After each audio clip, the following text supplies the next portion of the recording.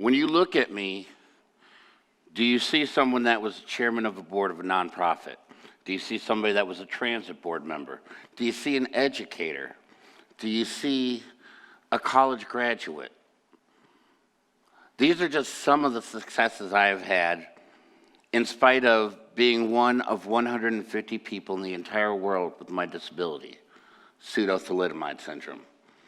It has been reclassified as Roberts syndrome and then as phocomelia. The version I have, the form I have, is phocomelia. About half the people with this disability have severe mental cognitive issues. The other half, there's a various breakdown of the categories that they break into. For example, there are only between 5 and 29% of the people with this disability that don't have kneecaps like me and have a blood condition called thrombocytopenia. As a kid, if you ride your bike, you skid your knee, your mom puts a Band-Aid on it, you're fine. Someone like myself, that would be major medical procedures.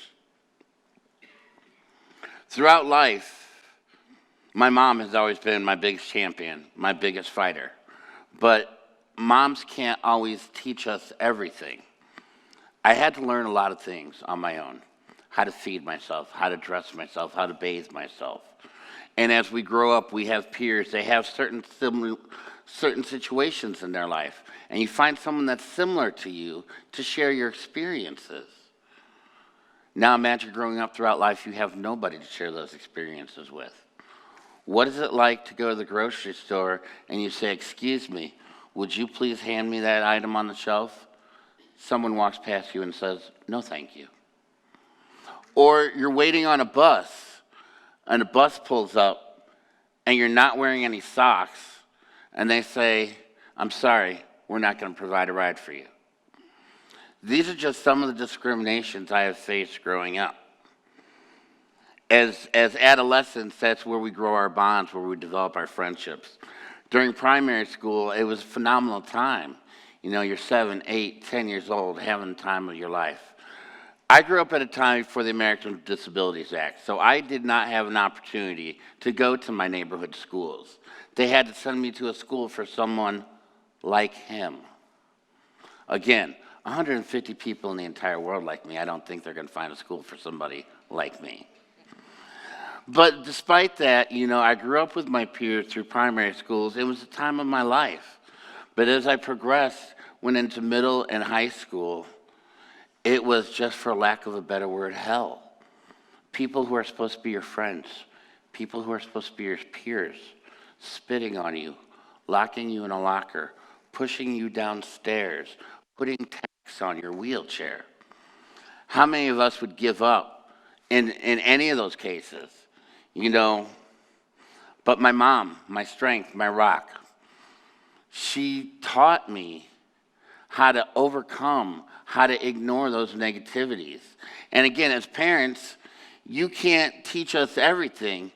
You just give us the best tools that you feel, that you believe you can instill in us, and hope that we do the very best with what you guys do for us. After graduating high school, I went on to college, and I was unsuccessful in my first run of college. The same kind of people I was going to high school with were the same type of people I'm paying to get an education and still getting made fun of. Why should I, at 20 years old, 21 years old, get made fun of by someone that's supposed to be my peer, somebody that's supposed to be my classmate? You know, after all that, in life, we go through struggles, and I certainly am not without mine. And I lost perspective. I lost what my mission should have been. And I stumbled, I fell, but I got back up, and I returned to college, and for the first time in my academic career, I made the dean's list. I was the first disabled student government president in 177 years in my university history. I served, thank you. I served as the founding member of our political science honor society. I was the first person that brought together the Latino organization and the Black Student Union and all the student unions. Because in life, society puts these labels on us. Our parents don't say, label us. You know, I'm of a mixed race background, so I don't consider myself a black man, a white man, or a disabled man. I consider myself a man. Because why should we look at somebody for the challenges or differences that they have? Even though with my education, my experience, and the efforts I try to make, you know, the resume I gave you, that sounds awesome. You read that on paper, that's amazing. But then you roll up into the office for the job. Oh, I'm sorry, that position's full. We don't have that opportunity anymore. Oh, the application period closed. These are just some of the discriminations people with disabilities face. And that's what turned me into an advocate for people with disabilities. It started for me at age 16. I went to go apply for a job at the local men's clothing store. They said I couldn't have the job because I couldn't climb the ladder. Like that's the only part of a job that you do. What, am I climbing ladders all day?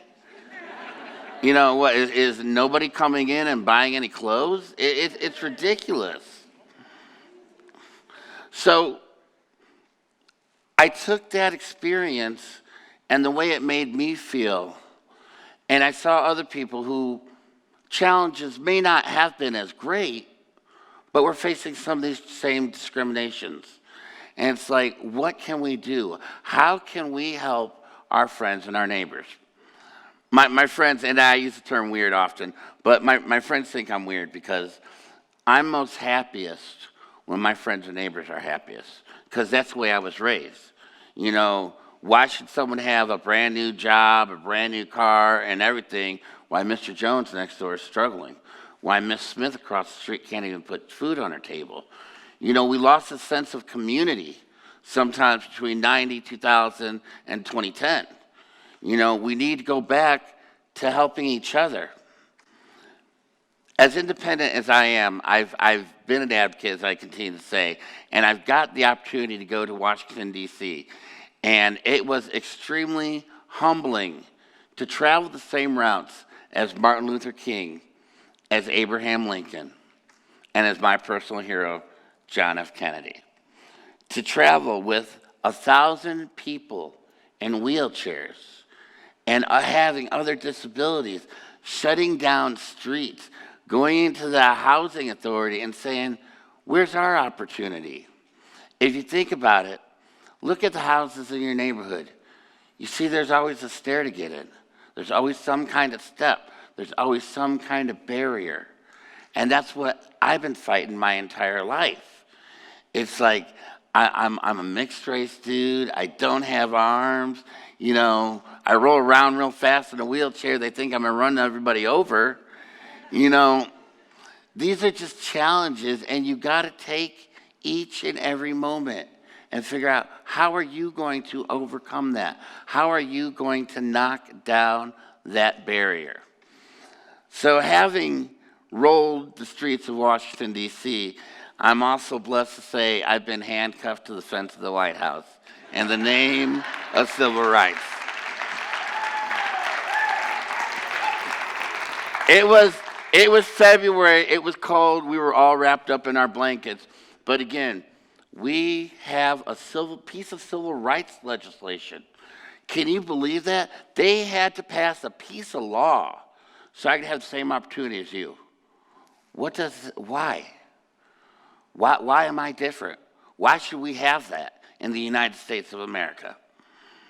So after rolling down the streets of D.C. and being handcuffed to the fence of the White House, I also got thrown out of my wheelchair by the D.C. police. We had a meeting with then Speaker Pelosi, who decided that she was overwhelmed by 1,000 people with disabilities. So her and her caravan took off. I went to go block it with my wheelchair, and, well, the police said move, and I said, You're an elected representative. You represent the people. You're supposed to hear our voice. Apparently, they didn't like that. So I went up and I went down. But I'm proud of that. I'm proud of that because that brought attention to the needs of what people want. The only thing people with disabilities want, the only thing that we want is the very same opportunity as each and every one of you. Presently, I'm a trainer. I'm a consultant. I train the bus drivers here in Las Vegas. And they always ask me questions about belligerent PWDs, people with disabilities. And I tell them, kick them off the bus. I did not spend 25 years advocating for the same rights and privileges as each one of you to not face the same consequences. And that's the problem today. Everybody wants to get what they can get, but they don't want to face what their repercussions, what they've earned. Closing up here, I went home last month, saw my mom after 5 years of being away from home, surprised her for Mother's Day. I told her her gift got sent to my house. I ended up showing up on her porch. So I was back at home, and having worked so doggone hard, myself and George Janik were the only two obviously disabled people in our community. And we worked, and the system worked so hard against us that I had to leave. I had to move out of my community because we lost our buses. I would ride my wheelchair 2 to 3 miles in the rain and the snow because it's my responsibility as a man to provide for myself. Right quick, I don't receive a single penny in government assistance whatsoever. I earn everything I have. But my friend, North Township trustee Frank Raymond, shared a story of having seen me run for office. And he talked about it at the Mayor's Disability Commission. And he said, I saw Raymond get out of his wheelchair and climb up the stairs. Climb up the stairs. What are your barriers in life? What's going to keep you from overcoming them? How are you going to overcome those odds? Thank you, ladies and gentlemen.